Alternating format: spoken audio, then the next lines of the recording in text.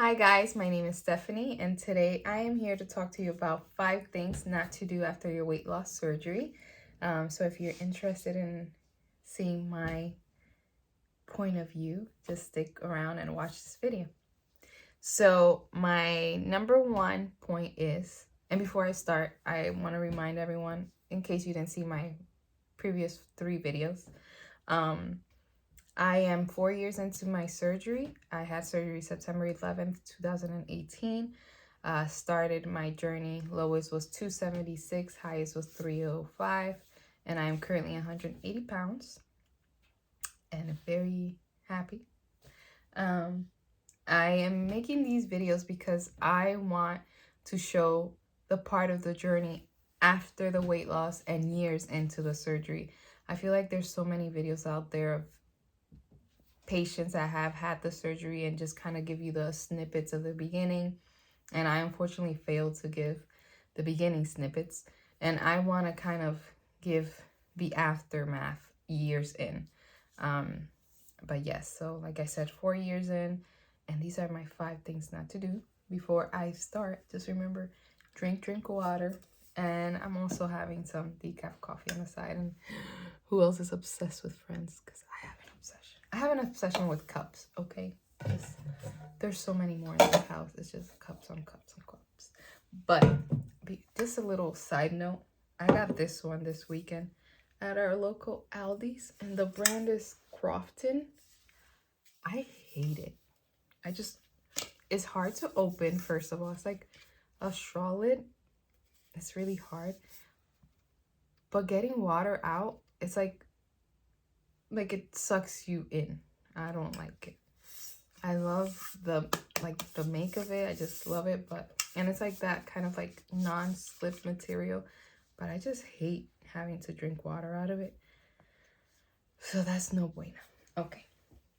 So my first point is, do not rush into your daily life. I made the mistake. So my surgery was September 11th, 2018, like I said, and I was supposed to start a new job on September 15th. What, 4 days later? Not a good idea. I just didn't want to lose out on the job opportunity. It was for our local hospital. I was training to be a nurse aide, and it was a 3-week training process. And I literally had waited for this position for like a year.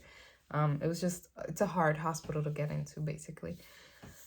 So I decided I was going to drive to the orientation. It was about a half-hour drive in the highway, and I drove as slow as I could, but it was not a good idea. It was painful. But that was not it. That was not even half of it. So when I got to the orientation, it was this big kind of hall filled of people, different positions. There were doctors, there were nurses, aides. Everyone was just there kind of learning. The president of the hospital was there, on and on and on. And I had to sneeze for the first time, okay? Let me tell you, I had my weight loss surgery. I had a C-section before that. And this was the most painful thing ever.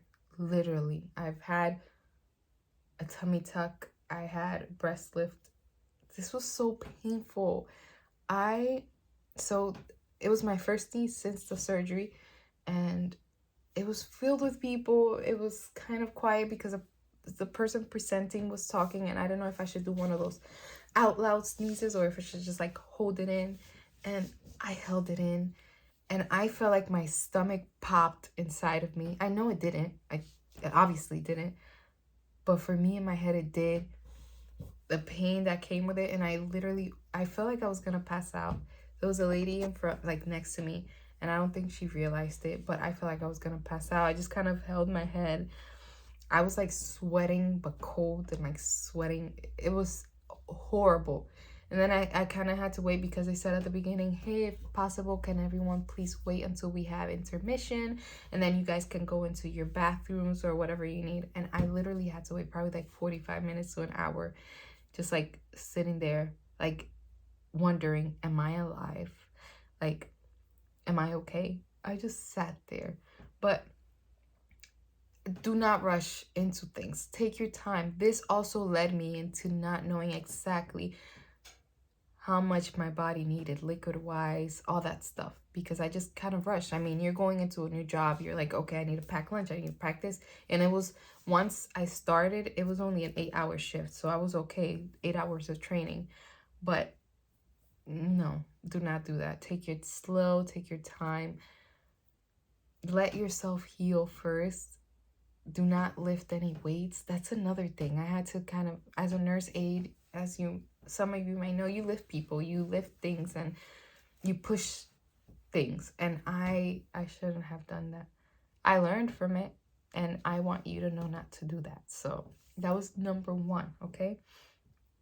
Number 2 is do not take others' advice on your surgery, or this is something that you're doing for yourself, for your health, for a better lifestyle. Some people look down on it. They say that this is the easy way out, that we are just being lazy and that's why we're getting the surgery, but they don't see the other part of it. They don't see that we have to make sure, because this surgery is a tool, we have to make sure that we're using this tool correctly, that when some of us we have binge disorders, we have addiction to food, we have problems with our hormones. In my case, I had really bad hormone problems. I had PCOS. I had so many things going on with me that did not let me lose weight. And this was my best outcome. I needed to get this surgery in order to get better in life. So do not take people's opinions and advice on your surgery. Also advices as in, oh, you should be eating this instead of that. You should be drinking this instead of that. Drink low cal. Drink it. No, drink or do and eat whatever your body is asking you to and whatever your surgeon recommended you to, because that's another thing. Even though we're all getting the same surgery, we are not the same. We're not going to go through the same journey. And our surgeons, hopefully, at least my surgeon knows exactly what you need. My surgeon was very specific with me. He was very to the point. I said my goal weight was 150 pounds. He said to me, you're not getting there. You're not getting to 150 pounds. Your body, your BMI, it's not for, I mean, I'm 5'4", but he said it's just the way my body is built, 150 was not going to be my goal. And he was right. I'm at 180 and I've been here for almost 2 years now. And I do not go up. I do not go down. And I'm completely content with that, because I just have the energy and the health that I wanted from this surgery. So do not take others' advice or opinions on your surgery. Do this for yourself. Definitely do a lot of research.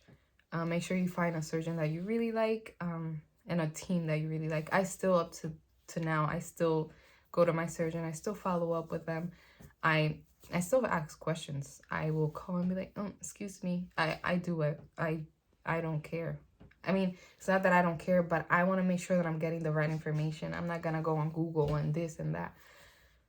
And I know that there's a lot of accounts out there of people that have had the weight loss surgery. But again, we're all different. We just can't rely on doing the same things that the others are doing. Because maybe, I don't know, patient X started at the same weight as me, and she is now 130 pounds, and I'm at 180, and then in my head I'm gonna be like, but why if we started at the same point? So that's my way of thinking. So do not take others' opinions and advice about the surgery. Number 3 is try not to worry about the numbers on the scale. No, it will make you go crazy, literally. At first, my weight was dropping so fast that before my surgery, I hated pictures. I hated pictures. So I would try and post pictures from time to time, but I just barely have any of my befores. And probably like 3 weeks in, once I started, like I finished that orientation period in my new job and I started working, I would just, oh my God, I felt like I looked so nice in everything I wore. I just wanted a picture. I just wanted a selfie. And I was so happy with the weight loss. But then, and I was weighing myself almost like every day. I was like, oh, I lost a couple ounces. Oh, I lost a pound. Ooh. That stopped, okay? It stopped. And it just like froze.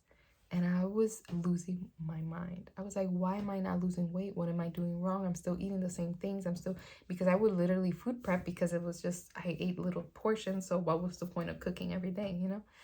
And I was just stressing out. And once again, I called my surgeon. I spoke to my nutritionist, and they were like, no, it's just normal. It's something that happens to a lot of patients.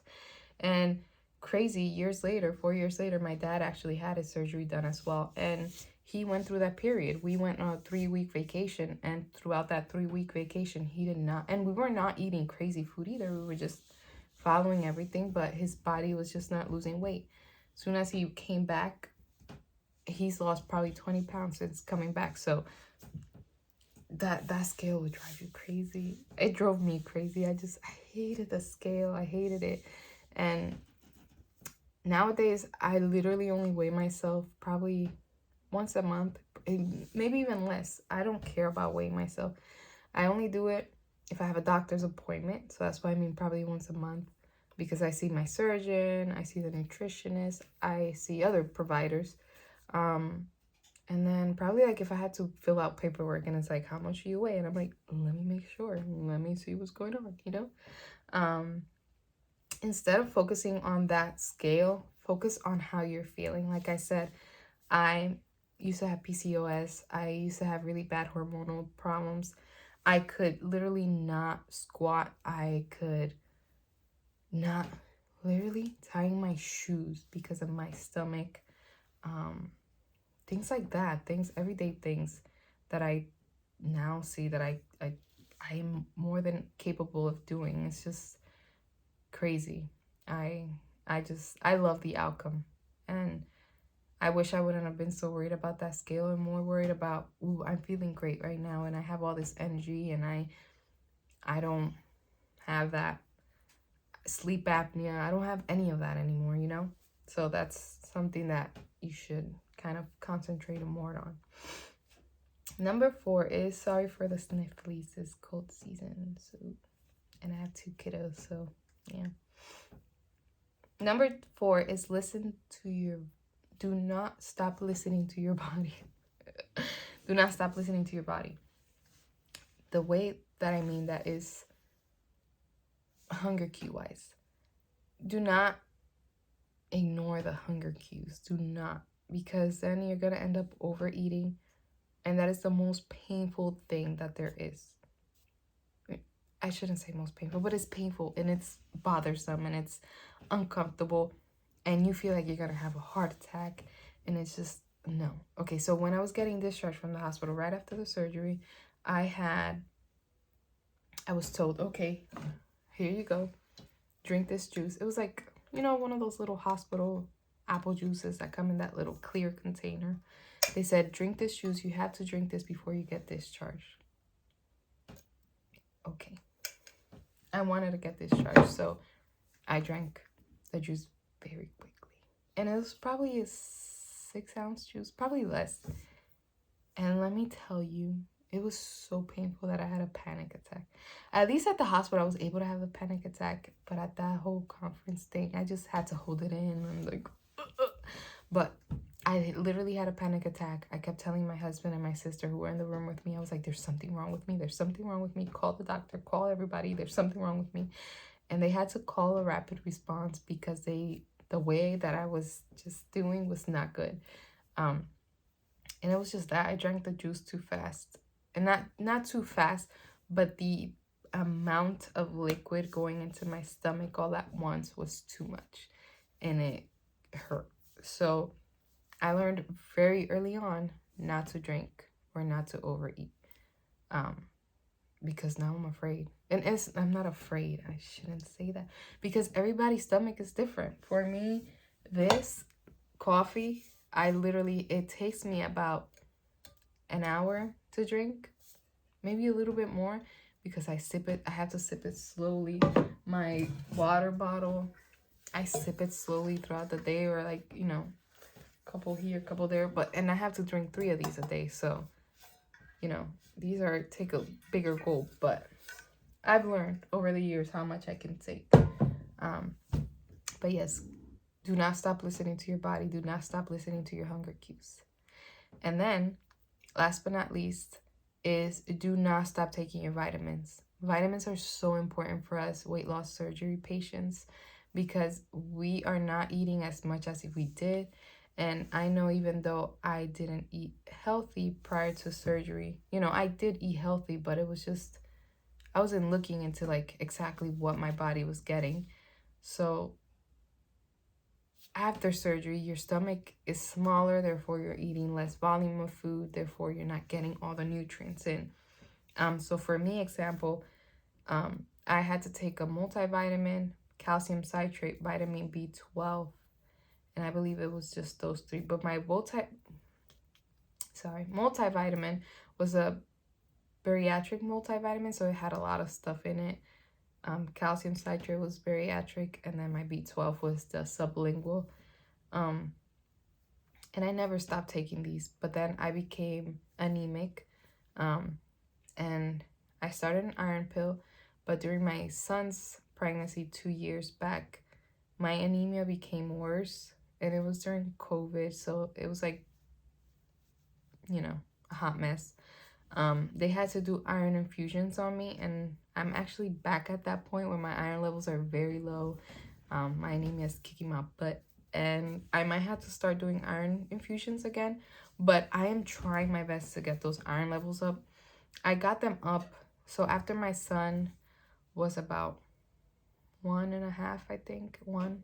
Okay, so this past March, I actually had a mommy makeover. I can make videos of that if you'd like me to, just comment below. And I had to get my iron levels up again to 12.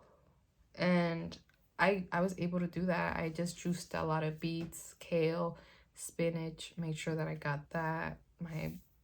My iron pills. I was also taking molasses, that helps too. So I have to get back. I'm currently doing the juicing and the molasses, so I just have to kind of keep on with it so that I can make sure that my iron levels come up, and hopefully not have to do the iron infusions because I don't like them. But yes, and I mean, I'm a person that takes her vitamins every day. I couldn't imagine what my body and my health would be like if I didn't take them after the surgery. So definitely take your vitamins every day. Try not to miss them.